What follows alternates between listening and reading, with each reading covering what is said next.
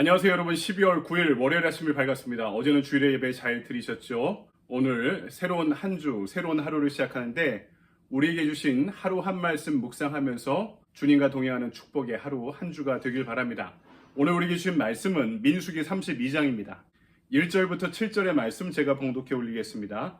르우벤 자손과 갓 자손은 심히 많은 가축대를 가졌더라. 그들이 아셀 땅과 길르앗 땅을 본즉 그곳은 목축할 만한 장소인지라. 갓 자손과 르우벤 자손이 와서 모세와 제사장 엘르아살과 회중 지휘관들에게 말하여 이르되 아다롯과 디본과 야셀과 니므라와 헤스본과 엘르알레와 스밤과 느보와 부온 곧 여호와께서 이스라엘 회중 앞에서 쳐서 멸하신 땅은 목축할 만한 장소요 당신의 종들에게는 가축이 있나이다.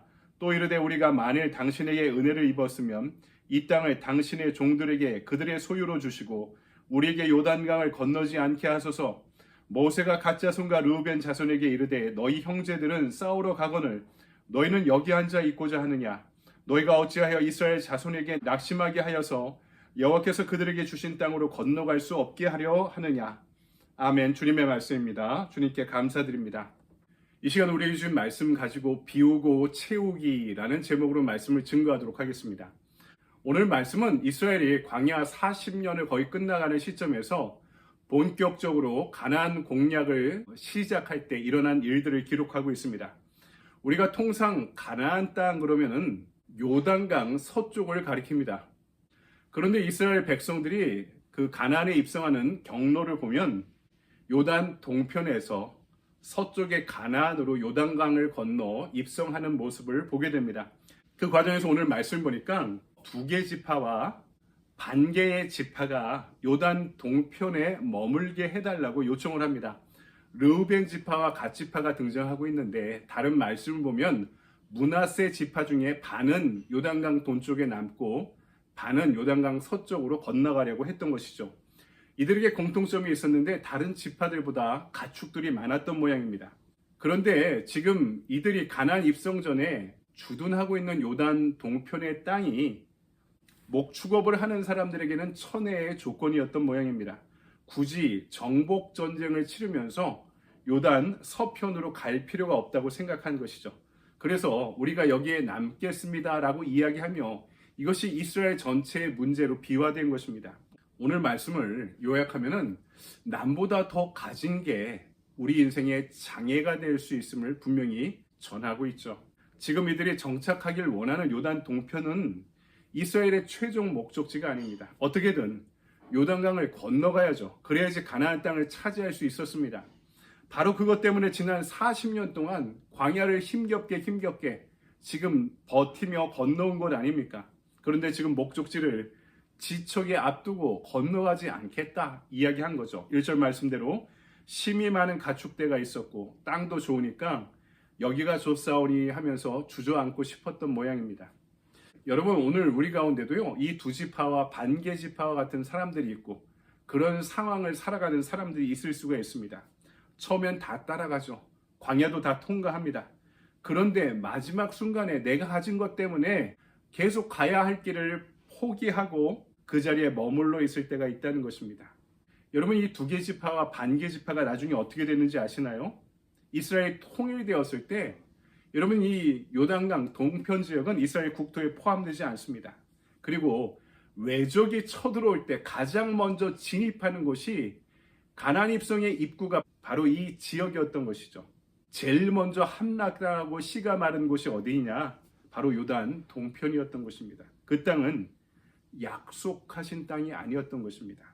우리에게도 내 눈에 보기 좋은 땅이 내 땅이 아닐 수 있음을 알아야 됩니다. 끝까지 가야지 거기서 멈추면 안 되는 거죠. 오늘 르우벤과 갓 그리고 므낫세 지파 반을 보면서 그런 생각을 하게 되었습니다. 제가 한국에 양양에 소목했는데 서울에 들렸다가 양양을 가려면 가다가 횡성 휴게소, 평창 휴게소 너무 좋은 휴게소들이 많습니다. 시설도 좋고 음식도 잘 나오고 구경거리도 많고 다니다 보면 아이들도 함께 가는 사람들도 여기 너무 좋다고 이런 이야기들을 많이 하죠. 그런데 그곳은 잠깐 쉬는 곳이지 목적지가 아니죠. 거기에 좋다고 계속 머무르면 어떻게 되겠습니까? 거기가 좋다고 여기서 살아야지 이렇게 하면 어떻게 될까요? 목적과 수단이 과정이 뒤바뀌어 버린 것입니다. 도착지와 경유지가 바뀌어 버린 것입니다. 비유가 적절치 못하지만 지금 이 두 개와 반개 지파의 선택이 바로 그런 선택이었던 것입니다. 이 상황을 바라보면서 우리는 성령께서 우리에게 말씀하시는 바를 들어야 됩니다. 우리에게 비우고 버리는 훈련이 꼭 필요하다고 말씀하는 거죠. 인생은요, 하나를 얻으려면 때로는 하나를 내려놓고 포기해야 될 때가 있다는 것을 우리는 발견합니다. 다 취할 수 있는 게 아니죠. 그래서 내가 하나를 얻고자 한다면 무엇을 버릴까? 그렇다면 우선순위를 내가 분별할 줄 알아야죠. 그런 지혜와 분별력이 있어야 하는 것입니다. 이것도 저것도 다 가지려다가 둘 다 잃어버릴 때가 반드시 찾아오기 때문입니다. 중세에 수도원에 들어가려면 반드시 세 가지 서원을 해야만 했습니다. 청빈, 정결, 순명. 이것은 육적인 것을 버리는 훈련과 다짐이었습니다. 청빈은 물질을 버리는 훈련이었고, 정결은 내 욕망을 버리는 훈련이었고, 순명은 내 의지와 생각을 내려놓는 훈련이었습니다. 여러분, 우리가 영적인 것을 얻기 위해서 때로는 육적인 것을 내려놓아야 될 때가 반드시 있다는 것이죠. 수도사들이 이것도 잘 안 되면 어떻게 했을까요? 순례를 떠났습니다. 어디로요? 광야를 향해 간 것입니다. 왜 그렇습니까? 자신의 많음으로부터 해방되기 위해, 자유로워지기 위해. 광야는 비우는 곳이었기 때문입니다. 그런데 묘한 건 뭐냐 하면은요, 그렇게 광야에 가서 다 버리면 거기서 엄청난 것이 채워지는 것을 경험하곤 했습니다. 예수님이 그러셨고, 바울이 그렇고, 모세가 그렇고, 수많은 신앙의 선조들이, 영적 거인의 발자취를 남겼던 사람들이 그런 경험을 인생의 광야에서 다 하게 되었던 것입니다. 인생의 광야에서 비우게 하셨는데 오히려 그들은 충만하게 되었던 것입니다. 여러분, 지금 우리가 붙잡고 내려놓지 못하는 것이 무엇입니까? 한번 생각해 봅시다. 그것과 하나님을 얻는 것 중에 어느 것이 더 소중할까요? 이것이 선택의 문제가 아니라고 생각한다면 우선순위는 무엇이겠습니까? 여러분, 왜 하나님이 이스라엘을 광야에 머물게 하셨을까요? 그것도 40년 동안. 비우게 하시면서 더 채우게 만드시기 위해서였습니다. 신명기 8장 16절에 이런 말씀이 기록되어 있습니다.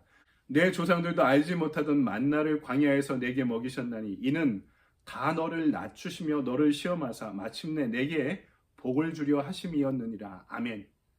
만나와 메추라기로 먹이며 살게 하신 것이 우리를 낮추시고 시험하사 마침내 더 큰 복을 주기 위해서였다라고 광야의 시기의 이유를 그렇게 말씀하고 있는 것입니다. 우리도 마찬가지죠. 우리 인생에서도 내가 원하지 않는 스케줄에 광야를 찾아갈 때가 있습니다. 아니, 나의 의지와 상관없이 광야에 놓일 때가 있습니다. 너무나 황망한 순간이 아닐 수 없죠. 왜 그리로 우리를 이끄시겠습니까? 광야를 통해 나의 집착으로부터 자유로워지라고, 나의 많음으로부터 해방되라고, 비울 줄 알아야 채울 줄 아는 법을 배우라고, 지켜야 할 것과 버려야 할 것을 분별하는 눈을 갖게 하려고 그러신 것입니다. 그래야 진짜 복다운 복을 받을 수 있기 때문입니다. 이 두 지파와 반개 지파의 결정적인 약점이 무엇입니까? 비우지 못해 쇠락하게 된 것입니다. 여러분, 하나님의 뜻이라고 다 똑같은 게 아닙니다. 하나님이 막 기뻐하시면서 그래 이거 한번 해봐 하는 게 있고, 하도 말을 안 듣고 불순종하니까 그래 그럼 마음대로 한번 해봐 하면서 허락하시는 것이 있습니다. 오늘 두 개의 지파와 반개의 지파가 요단 동편을 차지한 것이 바로 그런 허락이었던 것입니다. 그거는 내가 인생을 살아가는데 안 망할 정도로 살아가겠다라는 선택의 표현이기도 했습니다. 하나님께 완전히 버림받지 않을 정도로만 살고 내가 원하는 건 내 마음대로 살겠습니다 하는 이야기입니다. 속된 표현으로 고스톱 칠 때 피박만 면해야지 하고 치면은 피박도 못 면할 때가 있습니다. 공부하더라도 아버지한테 혼나지 않을 정도만 공부하겠다 그러면은 공부 못하는 사람이 되는 거죠. 그냥 좋아 보이는 거 따라가다 보면은 처음에는 그 세 지파처럼 타협하려고 하지만 그런 일이 계속 반복되다 보면은 언제나 사태를 나 자신에게 유리하게 왜곡하며 받아들이는 태도가 내 삶의 기본적인 태도가 되어버리는 것입니다. 하나님이 우리에게 주시기 원하는 베스트를 쫓는 것이 아니라 안달복달 하다가 지금 내 눈에 가장 좋아 보이는 것을 선택하는 가운데 결국에는 실패하는 길을 쫓아가기 마련이라는 것입니다. 사랑하는 여러분, 말씀을 정리합니다. 지금 하나님께서 우리에게 그냥 좋은 것이 아니라 가장 훌륭하고 최고의 유일한 것을 우리에게 주기를 원하십니다. 우리가 겪는 모든 훈련은 바로 그것을 우리에게 주기 위해서 하나님이 마련하신 훈련인 것입니다. 비우고 버리는 연습에 좀 더 열심을 냅시다. 다시 말씀드리지만 우리의 목적은 요단 동편이 아니라 가나안 땅의 최종적인 목적지를 향해 가는 것입니다. 그렇지만 요단을 건너고 정복 전쟁을 치러야만 합니다. 하나님이 인도하시는 길을 순종하며 가면서도 내 것을 버리고 비우는 나의 몫이 있다는 것입니다. 그렇게 주님 주시는 최고의 복으로 내 삶을 채워가는 저와 여러분의 이 시기가 되기를 주님의 이름으로 간절히 축원드립니다. 아멘. 적용의 질문을 볼까요? 오늘 말씀의 도전 안에서 내가 나의 욕망을 비우고 하나님의 비전을 채우기 위해 결단할 것은 무엇입니까? 내가 비울 것은 무엇인지, 채울 것은 무엇인지, 이것을 위해 무엇을 결단해야 되는지 오늘 말씀의 도전 앞에서 묵상하고 해석하고 내 삶에 적용하는 시간들 되길 바랍니다. 여러분 감사합니다.